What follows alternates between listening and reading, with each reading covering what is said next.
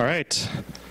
So Darrell LeBlanc researches future user experiences in the car at Intel. In the past, Darrell has worked at Apple, Symantec, and small startups on a variety of technologies, including video editing, voice recognition, and compilers. He has twin daughters, Haley and Hannah, who are juniors at Sunset High School. In his spare time, Darrell likes to race cars in the local SCCA and vintage events up and down the West Coast. Thank you, Darrell.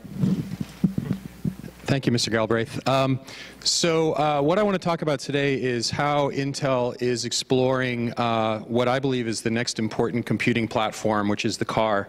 I work with a lot of college students, both technical and design students, and whenever we try and challenge them with how to come up with new ideas, they always come up with a phone for their iPhone, an app for their iPhone.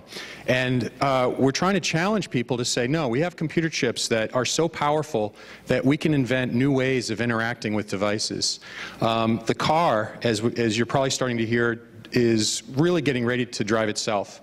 How are you going to interact with it? How does it make your life safer? How does it make it more fun? Those are some of the things that we're exploring. So you just heard another presenter talk about how we build things, and this is really trying to figure out what those things should be. So I'm going to start with a couple of statistics, and then we're going to go into some videos and some other stories. If we look back at the history of the car, from the very beginning, a lot of the technologies and ways that we tried to improve it were focused around things like an electric starter, so you didn't break your hand when you started it. And then later it got into a lot of radios and other kinds of things, that stereos, that made it more enjoyable. I was doing some stats earlier and saw that safety was really one of the problems they had right from the beginning. There were 26 people killed in 1899 in cars. I didn't even know we had 26 people using cars in 1899, but it was crazy. As you go further on down that list there, you see that we start seeing things like, well, before I get to the seatbelts, I have some pictures of early technology. I don't know if this is real or not, but it shows people in the back seat of a car trying to get wireless communication, so kind of like the first iPhone. And then you guys probably don't know what this is, but it's a turntable. People actually put record players in the car. It's kind of like an early CD. This is a lot of the stuff that we saw through the 1940s and 50s, where a lot of the technology that was being applied to the car was in this entertainment industry. As we get further along, though, we see a lot of technological improvements in things like airbags. And as you look down on the left there, it starts talking about seatbelts mandated, airbags mandated, and it gets more and more technology focused. And there's a lot of things that are safety focused as well. So what we're now exploring is things like cars that can brake for you to save you. Okay. Some facts that are kind of I think they're interesting, kind of scary in some ways, is that today's cars have over 100 million lines of code. That's crazy. That's really crazy. And that's spread out over upwards of 100 computers all throughout the car. And if you add up all the miles that people are driving, it's over 2 trillion miles in the United States alone. So we've got 100 million lines of code on 100 computers, traveling 2 trillion miles. This stuff better work. Now, the downside is that what we see is that there's 32,000 people in the US dying every year in auto-related accidents, and 2 million people that are getting hurt. So on the one hand, we've got these cars that are getting more and more complex, but there's a huge pressure to try and make cars safer. So how do we apply technology to make the cars safer and more enjoyable?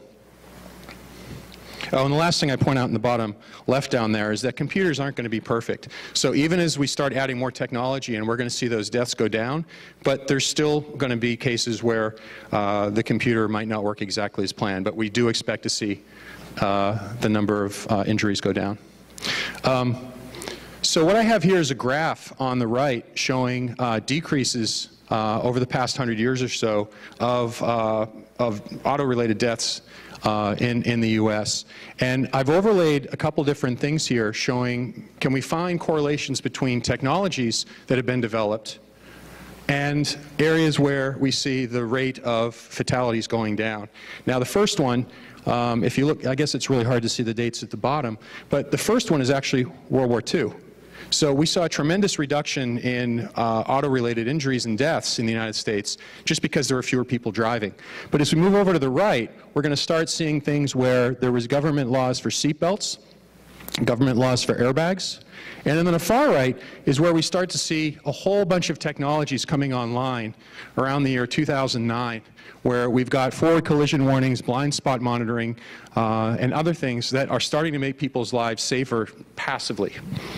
Okay, so where does this go? Well, we think that self-driving cars in the next 5 to 10 years are going to start driving this line down even further. Okay. Now, this is only half of the story, though, because before we get to fully self-driving cars, we're going to start seeing more and more incremental technologies that make the car safer even while you're driving it.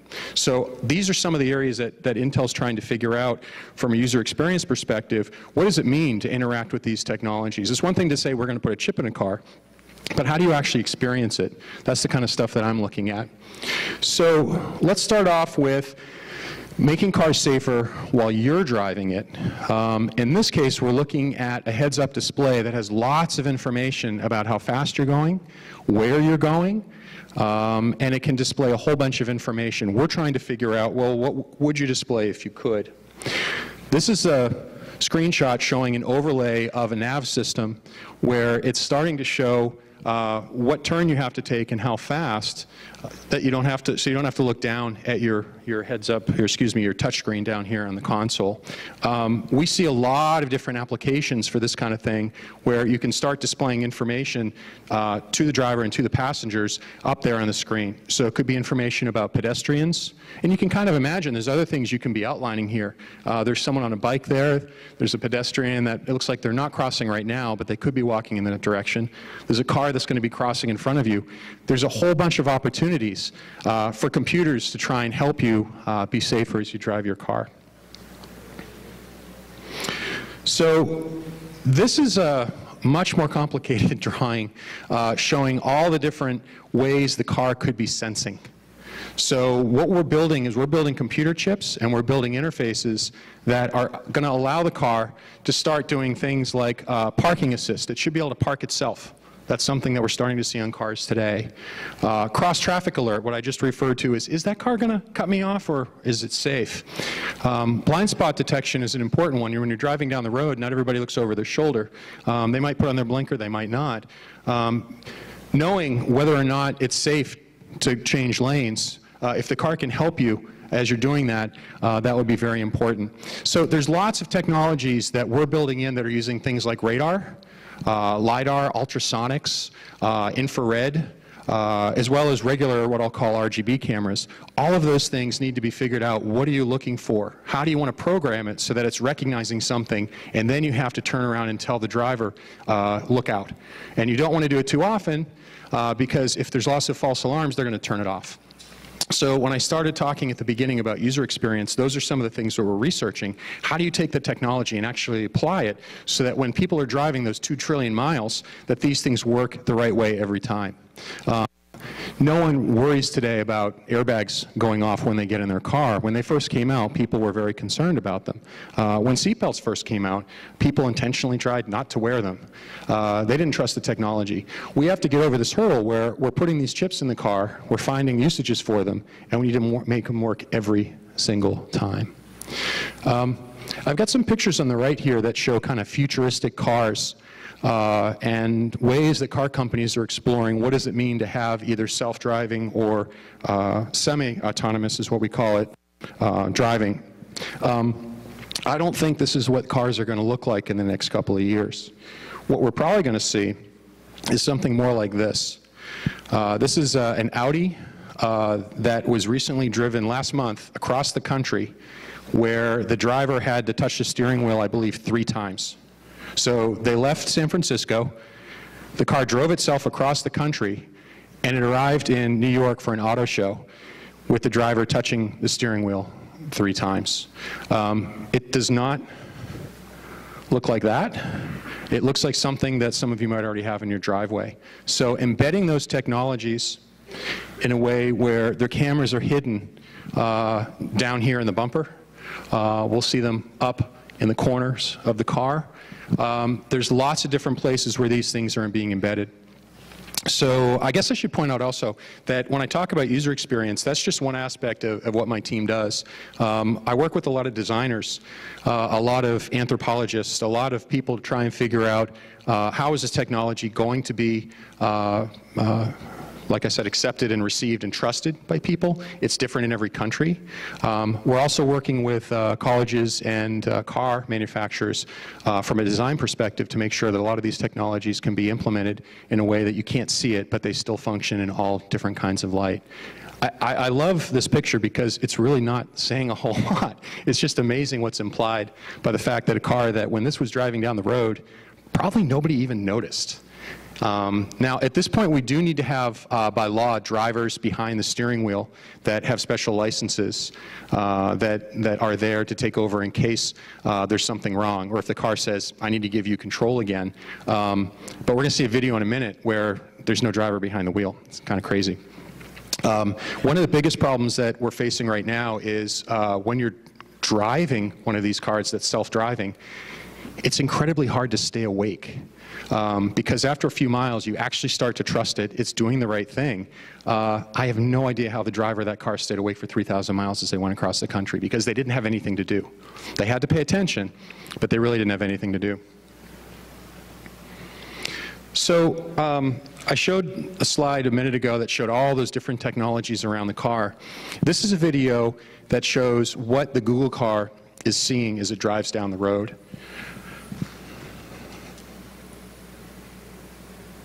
And just click.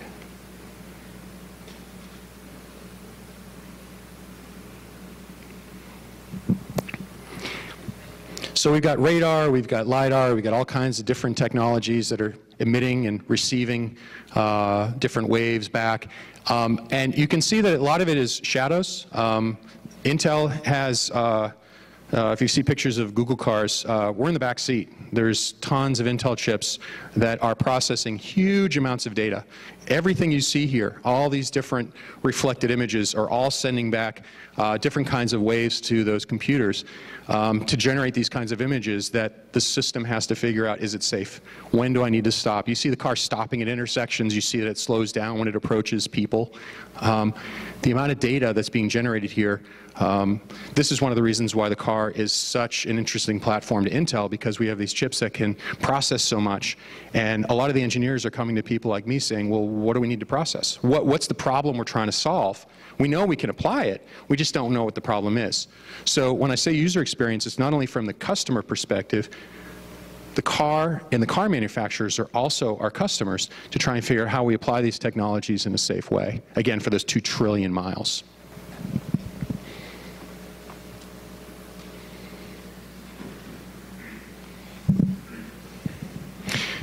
Here's a short video. I think this was from CES 2015, this year, a few months ago. And what it is it's a BMW i3, again, a car that you can see out on the highway today, being controlled first by a smartphone, and then the car is going to be driving itself. In this case, he is parking the car remotely. This demonstration was actually showing, I'll start at the beginning. You can walk up to a parking structure, get out of your car, push a button, and the car will park itself. It'll go and it'll find an open spot. And then when you're done, when you're ready to leave, you push another button and the car will come down the ramp and find you to where the phone is. So in this case, we're looking at a video that there's a press person sitting in the passenger side. And the audio talks a lot about how he was a little bit freaked out by sitting in a car where there is no driver and this car is just parking itself. And it ends up coming back down the parking ramp to find you. So we see that there's this transition state between where we are today, where people are driving their own cars, and self-driving cars. And there's going to be little bits of technology along the way, little usages that will solve certain parts of how you use a car. So today we're looking at things like the cars that can park themselves, the lane departure warning and things like that that are already out there. How do we go to the next level? What comes next? So this foil is I found it a little bit disturbing when I first saw some of the designs that people were doing out there. This guy invented or designed a car made of glass.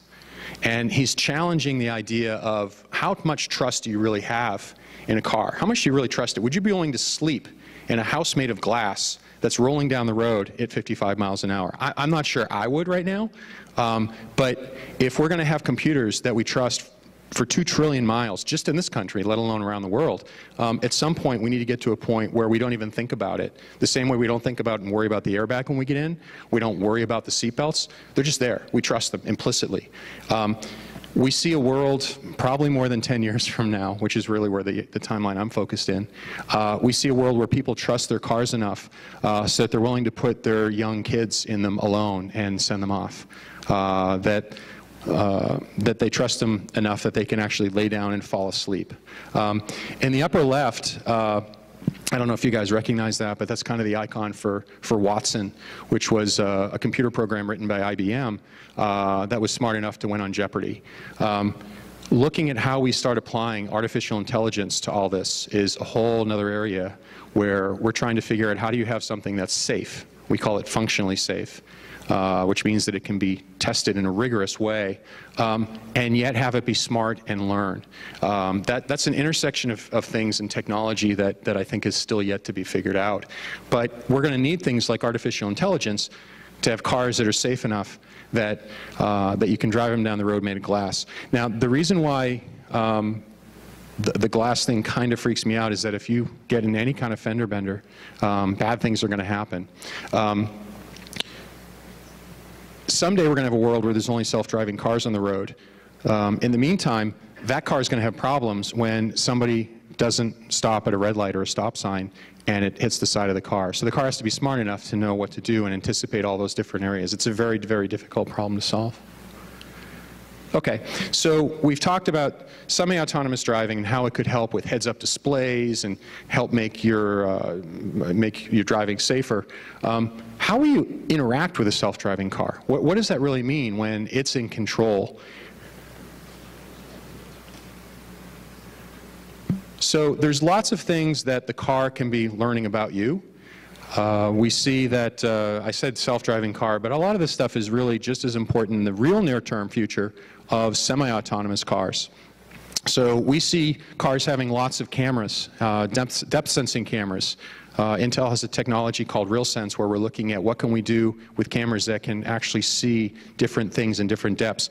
Cameras that can take the pulse just by looking at your face. It's kind of crazy stuff. We can look at emotions. There's some sample applications you can download today for some of these cameras that can look at your face and say whether or not you're smiling or you're sad or you're happy. Being able to recognize if you're in a traffic jam that your emotions are starting to go up, that you might be getting a little more angry than is safe for the situation, the car might be able to start trying to help you get out of that situation. We're exploring some of the things that the car could do to maybe calm you down. So in the upper right are some of the interfaces that we see, some of the areas of research that we're looking at in this area. I talked about emotion tracking. Natural language understanding is pretty cool.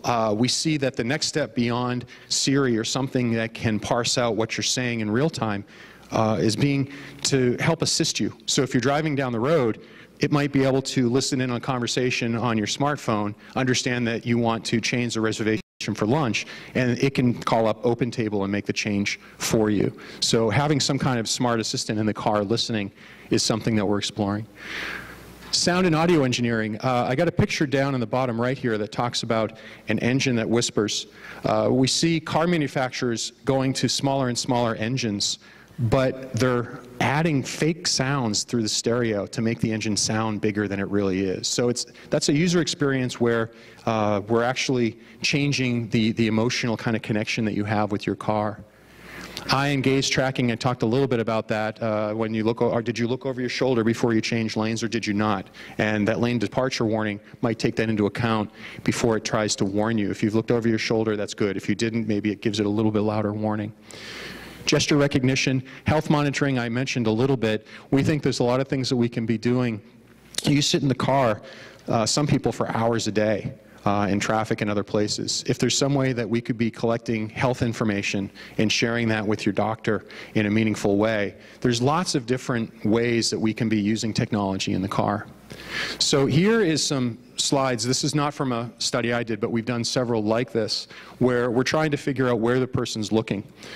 So some of those depth sensing cameras I was talking about could be used to determine if you're even paying attention.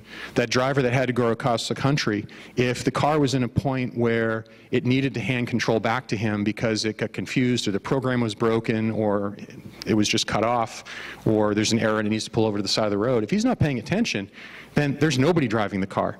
So we're doing a lot of work to try and figure out how much of the time your eyes are actually spending looking at things that are important versus maybe you're starting to zone out, potentially maybe even falling asleep. This is an interesting photo. I'm not going to play the video, but this is a car that Mercedes showed at CES this year. And it's a self-driving car, and the video goes on and talks about how enjoyable the people are, all the fun they're having while they're driving down the road. The most important thing I saw was you now have a car that doesn't have a steering wheel, doesn't have a driver.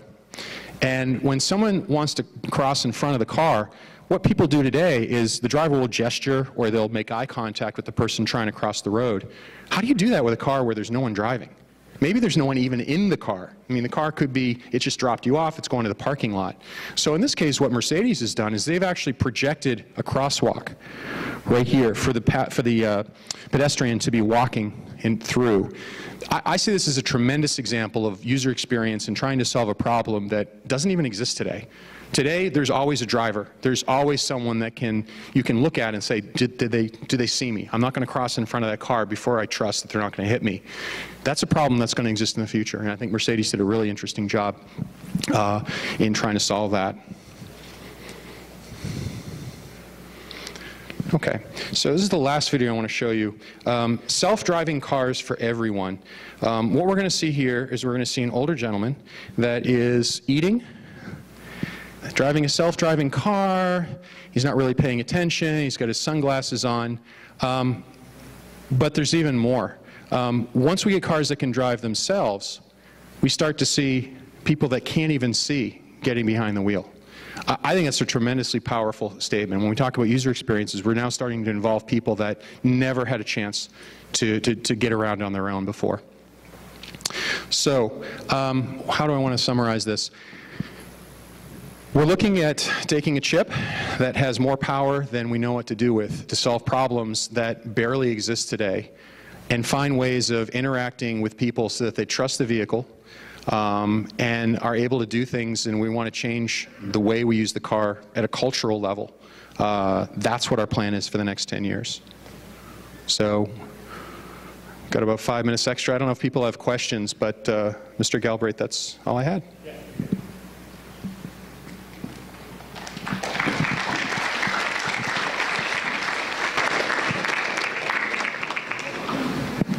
Any questions? Our sound guy has a question. Do you know when, so the car that drove from San Francisco to New York, that they had to touch the steering wheel 3 times? Do you know why they had to touch the steering wheel? I don't know if it was this particular car. There's been a few of these that have done this recently. There was a car in January that drove itself from, this is how fast this stuff is evolving. It drove itself from Stanford, California, or Palo Alto, to Las Vegas in January, and everybody thought that was a really big deal. I know that they had to touch the brakes a couple of times as well for construction. That seems to be those unexpected things where it's temporary, it's different every time. They're having a little bit of trouble trying to figure out how they navigate around these kind of temporary areas where you've got someone, a flagger maybe, pointing this way, but maybe 10 feet behind them you've got another flagger that is, scratching his head and yawning this way. It starts to get very complex, so they're trying to work out the details. What's amazing is that between January and April, in January what made news was that 1,000-mile trip, and then in April it's already gotten to be across the country. So yeah, I'd say construction and those kind of temporary situations are what they're struggling with right now. Grappling is probably a better way to put it, trying to tune the algorithm. So there's lots of engineers trying to figure that out right now. How about, of all of these technologies you talked about, what is the one you are most excited about right now? The ones I'm most excited about are in the next 5 or 10 years, before we get to fully self-driving cars in a world where there's only self-driving cars, which is, I don't want that world at all, by the way. I like racing cars, I like driving them myself, I like a stick shift. But in the meantime, we've got a lot of incremental technologies like that BMW i3 that can park itself. And starting to string together smaller solutions so that we say we have a technology that can drive when you're on the highway. We've got a technology that will park your car. We've got one that will come get you at the door of the grocery store. We're starting to explore and find these smaller problems to solve. And then all of a sudden we're going to kind of wake up and realize, my gosh, we've solved 90% of the problem, and it's a fairly small leap from there. Any other questions? One point I'd like to make here is that even though this is a tech talk, my background's in computer science. I'm working with a lot of people that are getting degrees in anthropology, psychology, a lot of other kinds of things that people don't normally associate with a high-tech company like Intel. So if anybody's interested in this kind of work where it surrounds a car, or we're also doing robotics from a drone perspective, there's lots of opportunities for research that don't necessarily involve programming. So just keep that in mind as you guys move on to maybe pursue different careers, that to look out for these kinds of things and say, is it something I want to be interested in even if I'm not going to be programming on the program? Okay? All right.